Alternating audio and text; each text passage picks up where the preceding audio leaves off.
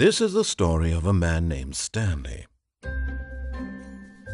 Stanley worked for a company.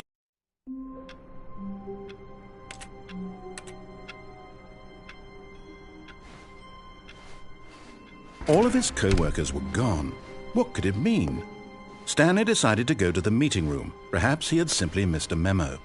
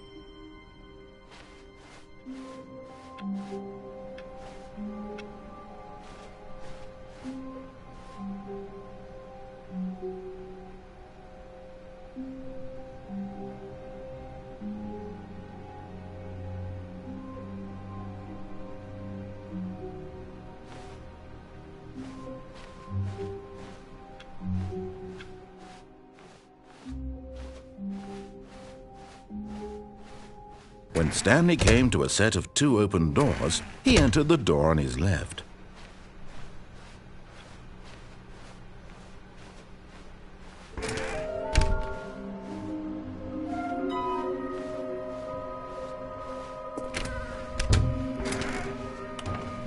Stanley stepped into the broom closet, but there was nothing here, so he turned around and got back on track. Coming to a staircase, Stanley walked upstairs to his boss's office. But Stanley just couldn't do it. He considered the possibility of facing his boss. Admitting he had left his post during work hours, he might be fired for that. And in such a competitive economy, why had he taken that risk? All because he believed everyone had vanished? His boss would think he was crazy. And then something occurred to Stanley.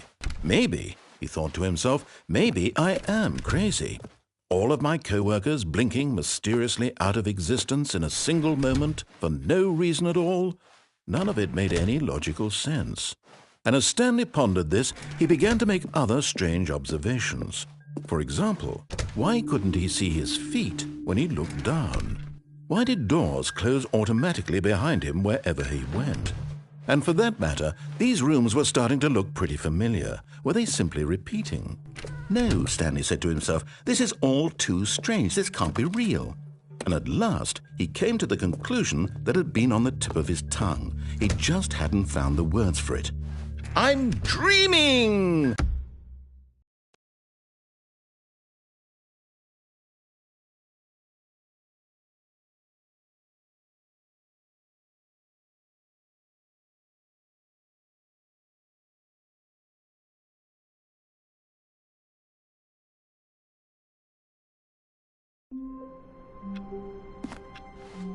All of his co-workers were gone.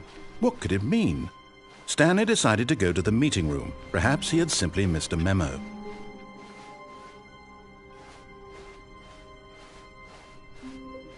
When Stanley came to a set of 2 open doors, this was not the correct way to the meeting room, and Stanley knew it perfectly well. Perhaps he wanted to stop by the employee lounge first, just to admire it.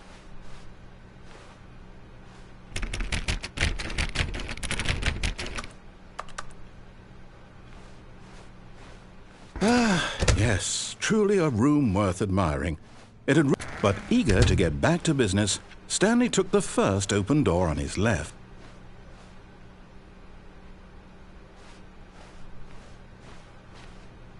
Stanley was so bad at following directions, it's incredible he wasn't fired years ago.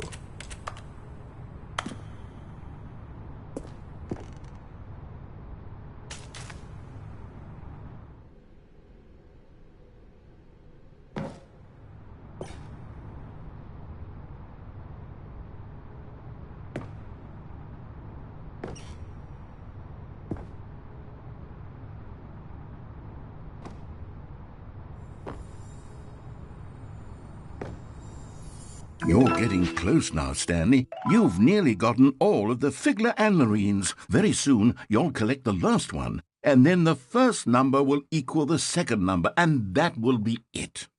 We'll be different people by then. Different in the sense that we used to have none of them, and now we have them all.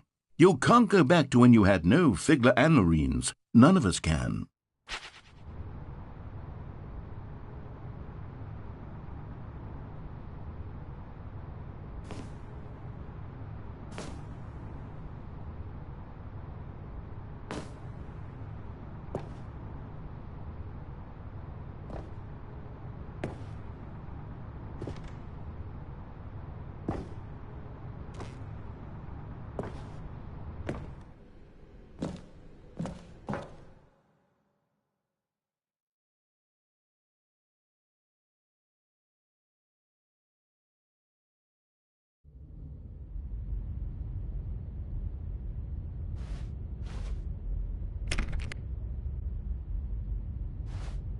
Stanley had now gotten himself so far off the beaten path that it seemed the office had begun. So far off the beaten path that it seemed the office had begun. So far off the beaten path that it seemed the office had begun. So far off the beaten path that it seemed the office had begun. So far off the beaten path that it seemed the office had begun. So far off the beaten path that it seemed the office had begun. So far off the beaten path that it seemed the office had begun. So far off the beaten path that it seemed the office had begun.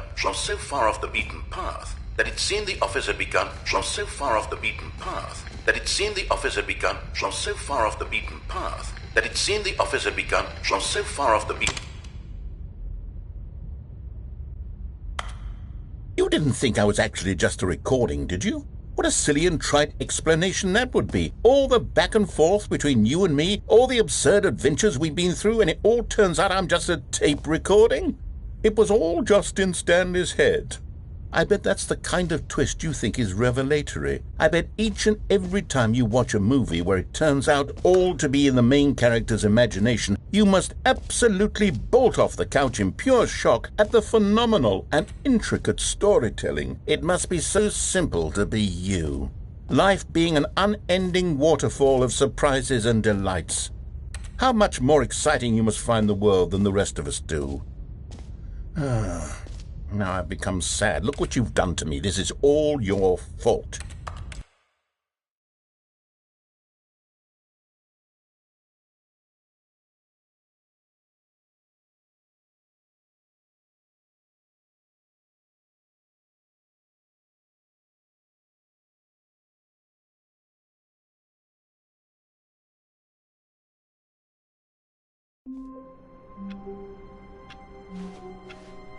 All of his co-workers were gone.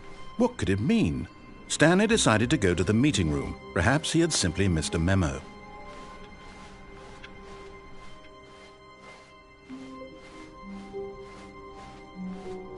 When Stanley came to a set of 2 open doors, he entered the door on his left.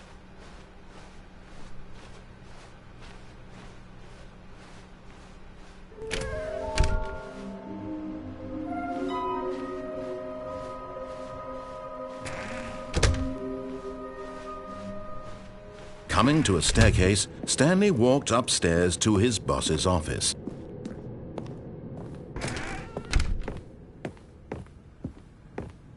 Stepping into his manager's office, Stanley was once again stunned to discover not an indication of any human life. Shocked, unraveled, Stanley wondered in disbelief who orchestrated this. What dark secret was being held from him? What he could not have known was that the keypad behind the boss's desk guarded the terrible truth that his boss had been keeping from him. And so the boss had assigned it an extra secret PIN number, 2845. But of course, Stanley, yet incredibly, by simply pushing random buttons on the keypad, Stanley happened to input the correct code by sheer luck. Amazing. He stepped into the newly opened passageway.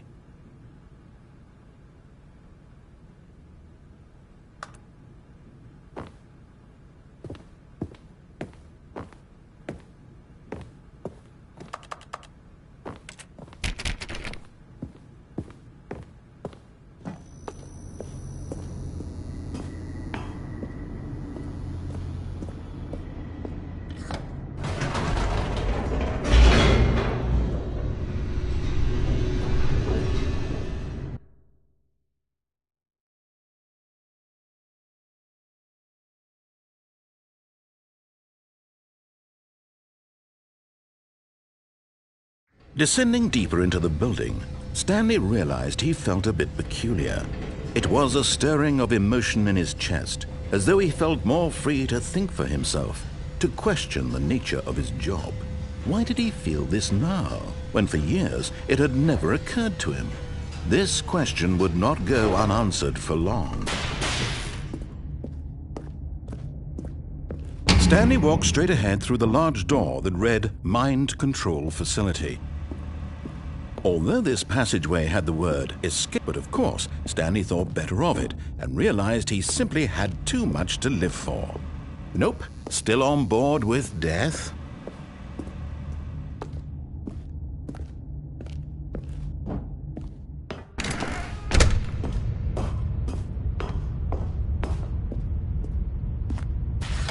The lights rose on an enormous room packed with television screens.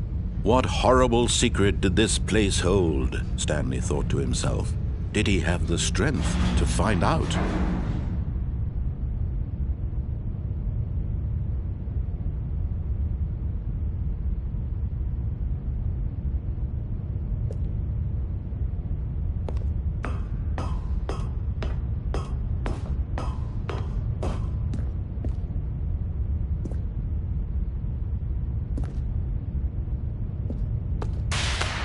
Now the monitors jumped to life, their true nature revealed.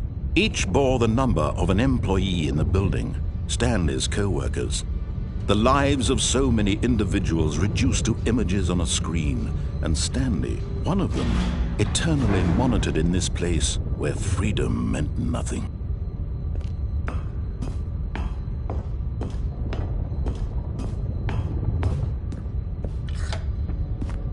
This mind control facility, it was too horrible to believe. It couldn't be true.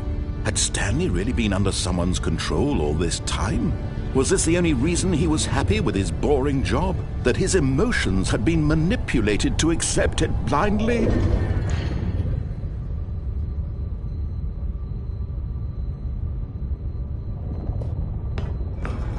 No, he refused to believe it. He couldn't accept it. His own life in someone else's control? Never!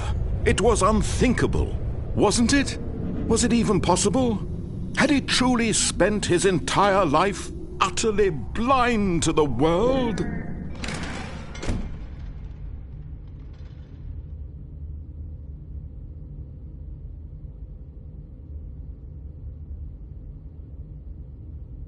But here was the proof, the heart of the operation.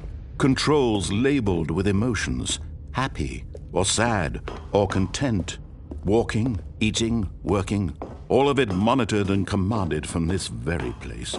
And as the cold reality of his past began to sink in, Stanley decided that this machinery would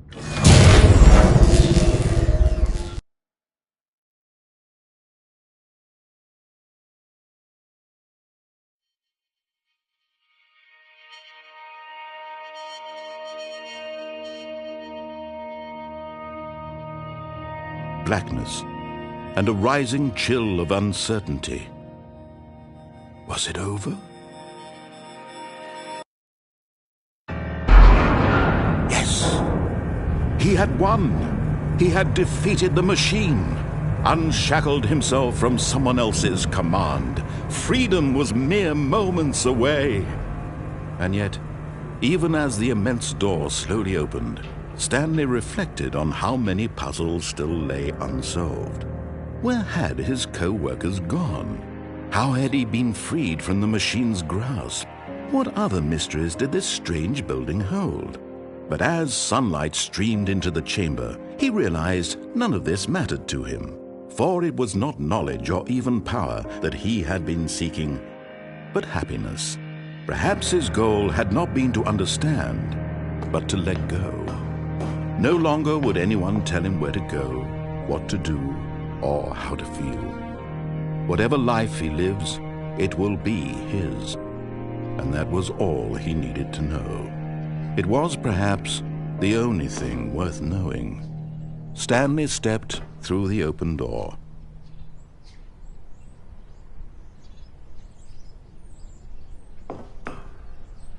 Stanley felt the cool breeze upon his skin, the feeling of liberation, the immense possibility of the new path before him. This was exactly the way, right now, that things were meant to happen. And Stanley was happy.